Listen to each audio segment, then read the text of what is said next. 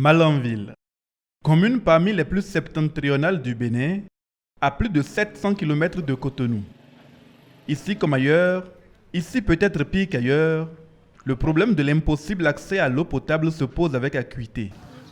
C'est sans doute la raison pour laquelle le maire, en recevant la délégation conduite par l'Agence nationale d'approvisionnement en eau potable en milieu rural, n'a pas hésité à accompagner en personne ses visiteurs sur le terrain.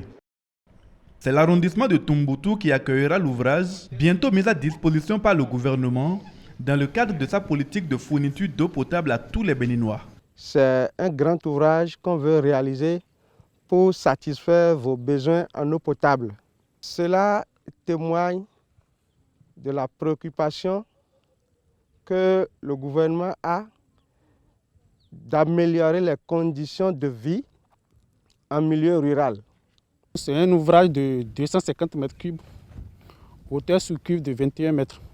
C'est un réseau d'environ 45 km. La spécificité de ces réseaux aussi, c'est que tous les réseaux en PHD, qui sont la dernière technologie durable en matière de conduite. C'est des conduites, même un camion peut passer dessus, ça ne va pas se casser.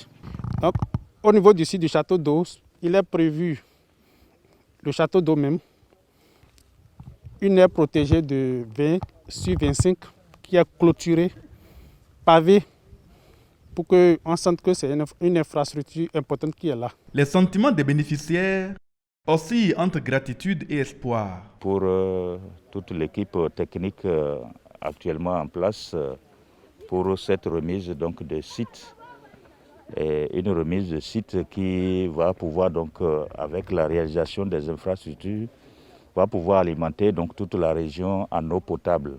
C'est une bonne chose et je m'en réjouis que donc, Malanville fasse partie donc, de ces communes pilotes pour expérimenter donc, ce vœu et cette détermination donc, du gouvernement qu'au lieu de 2030, que déjà en 2021, que toutes nos populations soient ravitaillées en eau potable.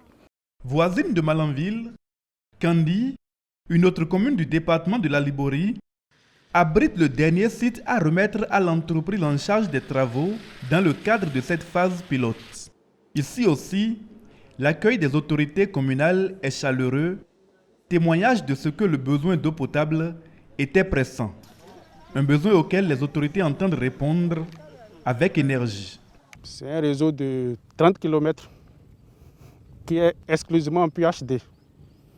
Au-delà de ça, le château d'eau, c'est un château d'eau de 250 mètres cubes sur 15 mètres.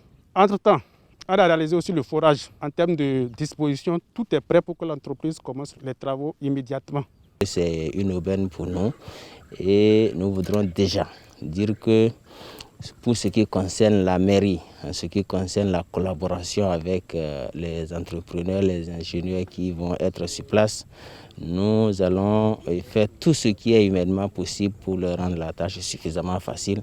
5 sites, Banté dans les collines, Kalalé dans le Borgou, Segmanan, Malanville et Kandi dans la Liborie vont vivre les 15 prochains mois au rythme des chantiers ouverts, avec au-delà de l'espoir suscité, leur lot d'emplois en perspective. Les main-d'œuvre locales, c'est les prioritaires. Parce que nous sommes venus ici dans la ville où c'est eux qui sont les principaux et eux sont des prioritaires. Nous commençons à recruter les manœuvres à partir des localités. Si on a des ouvriers qualifiés et ils sont les bienvenus, on va commencer à les recruter ainsi de suite. Dans les autres départements du Bénin, plusieurs chantiers similaires sont lancés ou en passe de l'être.